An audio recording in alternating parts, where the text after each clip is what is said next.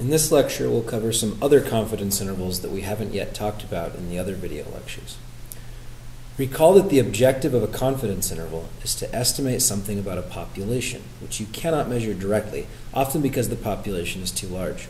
In this lecture, we will be estimating the population variance, and we will also be estimating the differences between two population means and between two population proportions. The typical variance for final exam scores of college students is 100. An ambitious professor wants to show that the variance in his class is significantly lower. Low variance would imply that all students are scoring about the same, indicating that everyone is learning at an equal pace. A sample of 41 students in his class take the exam, and they record a sample variance of 75. Create a 95% confidence interval for the population variance and standard deviation. The important information here is that the sample variance for his class was 75. We got that right here. The sample size was 41 when we said a sample of 41 students in his class.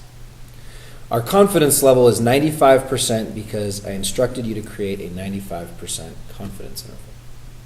Now the formula for the confidence interval of a variance looks different from the formula for a confidence interval of a mean or proportion. The formula can be seen here.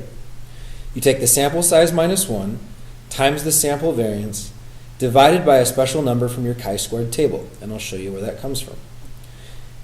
The right bound is the same n minus 1 times s squared divided by a different number in your chi-squared table.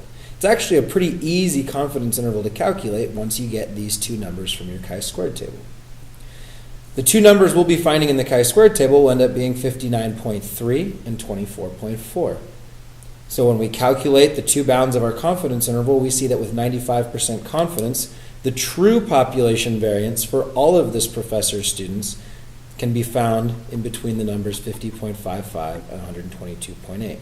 Recall that means that with 95% confidence, this interval includes the true population variance for this professor. Let's check out the chi-squared tables to see where I got those numbers. Here's a common chi-squared table. It's a little bit cut off at the top from what you probably see in your books, but it contains all the correct information for this particular confidence interval. Recall that our sample size was 41, and thus our degrees of freedom along the left side here will be 40. To create a 95% confidence interval, we want the 97.5th and 2.5th percentiles. This chart, as most chi-squared charts are, is a little bit backwards. The 97.5th percentile is actually under the 0.025 column, and the 2.5 percentiles under the 0.975 column. That's because this chart records the probability of being above a certain value rather than below a certain value.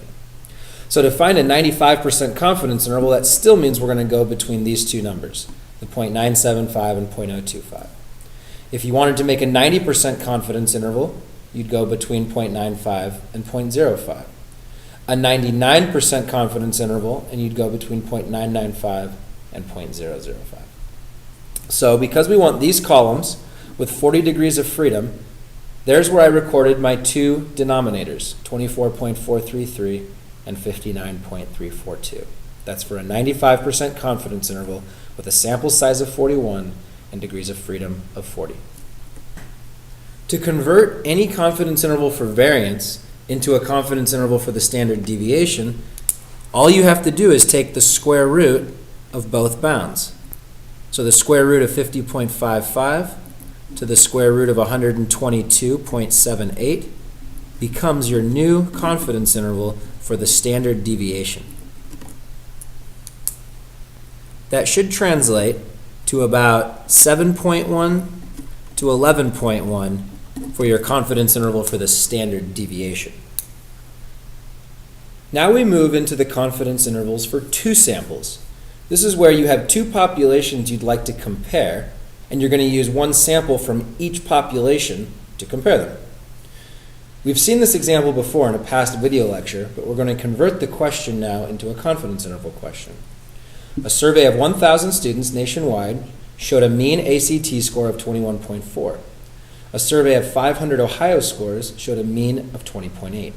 If the population standard deviation in each case is known to be 3.0, calculate the 95% confidence interval for the difference between population means. The important information here are the two samples: the sample mean, population standard deviation, and sample size for the United States, the sample mean, population standard deviation, and sample size for Ohio, and we were instructed to find a 95% confidence interval. The formula for a two-sample confidence interval for means can be found in your textbook, and there's a calculator function we'll use later, but here's what it looks like. Take the difference between your sample means, add and subtract a constant from the z-distribution, multiply by the square root of your population variance divided by your first sample size, plus your second population variance divided by your second sample size. In our particular problem, we're just going to steal the important information from above and finish the confidence interval, filling in all of the correct values. Notice here that you are given population standard deviations, but the formula calls for population variances. Be sure to square your standard deviations when needed. If you calculate it out, you get about 0.6 plus or minus about 0.3. So your confidence interval is ranged from about 0.278 to 0.922. What this means is the true average difference between the two populations in terms of means can be found somewhere in the interval 0.278 to 0.922 with 95% confidence. The important number that is not in that interval is 0. If 0 were a plausible mean difference, that would indicate that perhaps there is no difference between the two populations. Because the entire difference is positive, that gives us a lot of confidence that USA's mean is truly higher than Ohio's mean. For two sample confidence intervals, often the important number of comparison is 0. So you want to see if 0 is in your interval. To do this on the calculator, go into Stat, Tests, and you're going to go to the 2SAMP-Z int, right here, number 9. Here we're going to input our population standard deviations, 3 and 3. Our sample mean from the first sample, that was 21.4 for the United States. Our sample size was 1,000 for the United States. 20.8 was the sample mean for Ohio, and 500 was the sample size. Now we'd like a 95% confidence interval. Let's go ahead and calculate. You'll notice that that interval matches ours to the nearest thousandth, 0.278 to 0.922. Let's do another example for the difference between means when the population variances and standard deviations are unknown. This is again an example from an earlier video lecture, but we're converting it into a confidence interval question. We took a sample of 12 chapters from each of Tolstoy's War and Peace and Rowling's The Sorcerer's Stone. Tolstoy's sample recorded an average of 4.46 letters per word with a sample standard deviation of 0.17. Note here, this is a sample standard deviation. Rowling's sample recorded an average of 4.28 letters per word with a sample standard deviation of 0.15. Construct the 95% confidence interval. So here we record the important information for both authors from their samples of 12 chapters. Sample sizes were 12 in both cases. The respective sample standard deviations were 0.17 and 0.15. And the sample means were 4.46 and 4.28. We'd like a 95% confidence interval. Remember, for the two-sample t-hypothesis test, we had this nasty formula for degrees of freedom, and that's still here. However, your calculator will do all that for you if you're willing to use calculators. In this case, if you do the math, you'll find that the degrees of freedom should be 21.66, and you always round down to the next nearest whole number, so 21 degrees of freedom if you're using your textbooks. The formula for this confidence interval is very, very similar to the last one. In this case, the only difference will be we're using a constant from the t-distribution, and we're multiplying by the sample variances divided by the sample sizes and square rooted. So if you plug in all the appropriate information, the number from your t-chart should be 2.08, and I urge you to make sure you can find that. 4.46 minus 4.28 represents the sample mean difference, and then this is our margin of error over here. Notice I've had to calculate the sample variances by squaring the sample standard deviations. So that's what happened here. You should calculate 0.18 plus or minus 0.136, and your confidence interval ranges from 0.044 to 0.316. Note again that 0 is not a part of this confidence interval. In other words, 0 represents no difference, but we're rejecting that plausibility. What that means is that we can be relatively confident that Tolstoy writes with more letters per word than Rowling because the entire confidence interval is positive. On your calculators, go into Stat, Tests, and you want to do a 2SAMP_T int. We're doing T instead of Z now because the sample standard deviations had to be used, not the population standard deviations. In this case, we saw a sample mean of 4.46 from Tolstoy, the sample standard deviation of 0.17, and a sample size of 12. We saw 4.28 sample mean from Rowling, the sample standard deviation of 0.15, and a sample size of 12. Note that the calculator actually does want sample standard deviations, not sample variances. So in the calculator, it's actually easier if that's the information that's given.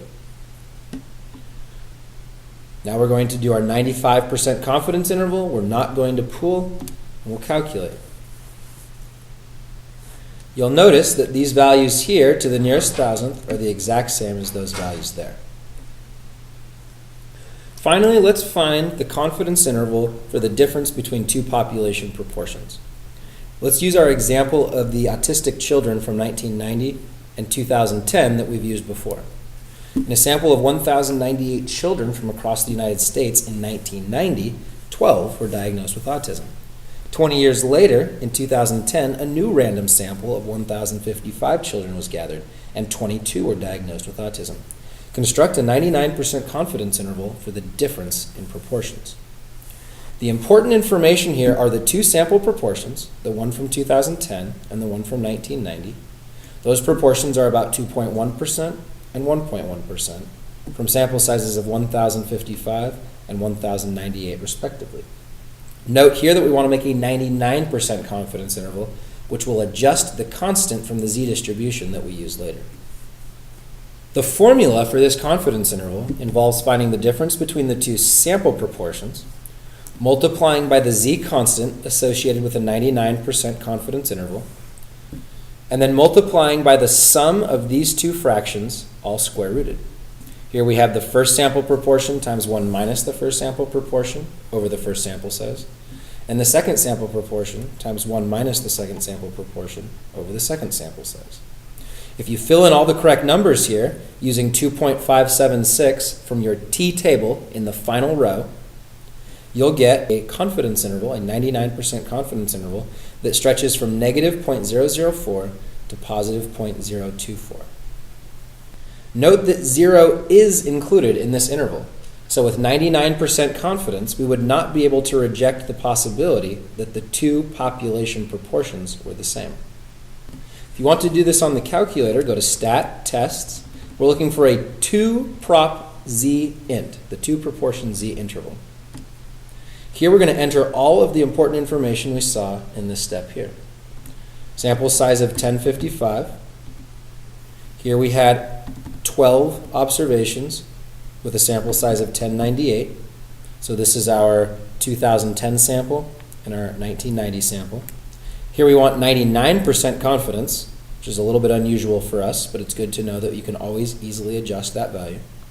And now we want to calculate. There you'll see the negative 0.004 to positive 0.023. Rounded up to 0.024 is the exact same thing that we got before.